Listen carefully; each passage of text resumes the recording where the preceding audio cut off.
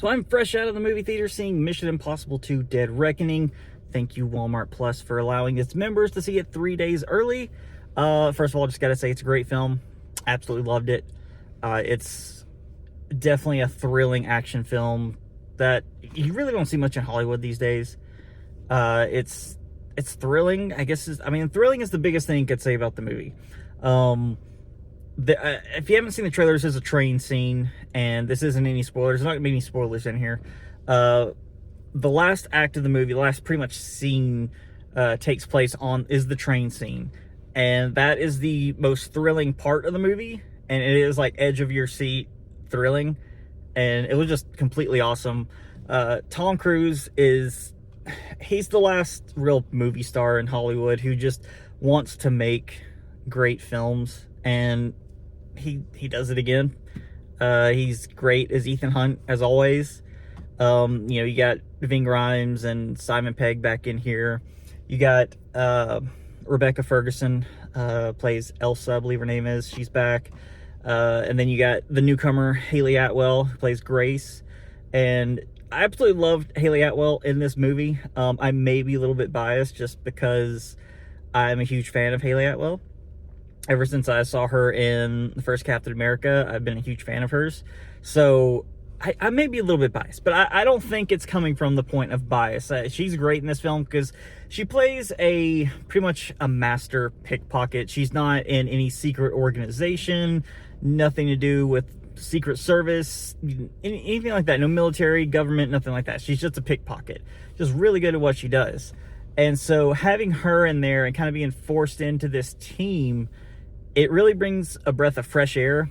As you know, usually before you have these people who are somehow already have a past involving being, covert agents or hackers, something like that. So she's pretty much a normie being forced onto this team, and in the movie you'll find out why it's like that. But she does a great job.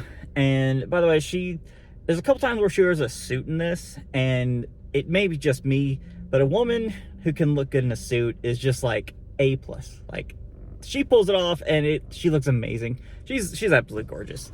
And then you also have Rebecca Ferguson as Elsa. Well, let me say this.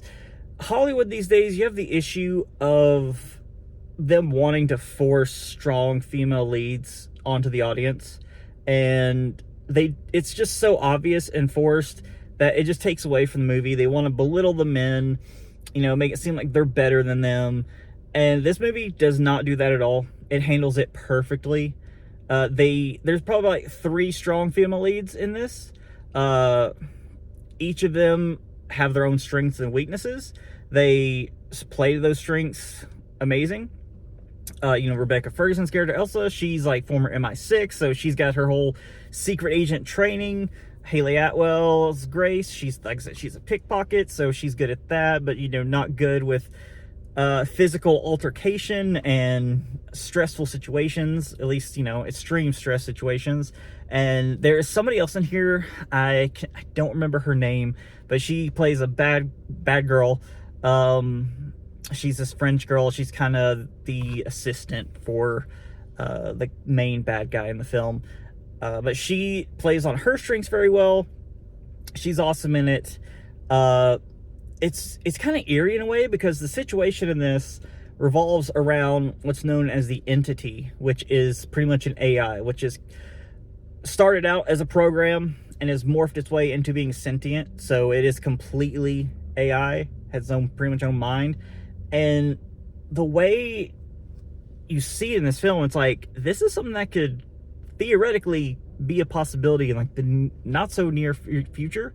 And then these governments, pretty much all the world government, is trying to get control of the Entity because they can pretty much control the narrative in the world, control the truth, the lies, what's right, what's wrong, and they pretty much want that. And Ethan Hunt and his crew are wanting to get control of it so they can destroy it because they don't want anybody to have all that power. So that's pretty much the premise of the movie right there. But it was really good. A good sign of a good movie is if it's a long movie but you want to see more, and this movie clocks in at like right under 2 hours 45 minutes, and I left that theater or sit in the seat with the credits rolling. I'm like, I want to see more. Luckily, there is more. I don't know when part 2 is coming out, but I cannot wait to see it. Go and see this movie. I highly recommend it. It is a lot of fun. I'd probably give it like 8.5 out of 10. It's not perfect. It's not, you know, it's a great action film. The story may not be completely grasping, like, I don't want to say tugging at heartstrings, but you don't get like an emotional involvement into it. But it's just a lot of fun to watch. Great action scenes, great acting, great characters, and it's just a great thriller action. I mean, I don't know how to say, it's a great thriller action film. So if you have seen this movie, leave a comment down below telling me what you thought of it. If you're gonna see this movie, let me know. Hit the thumbs up while you're there. Thank you so much. I love you guys. God bless.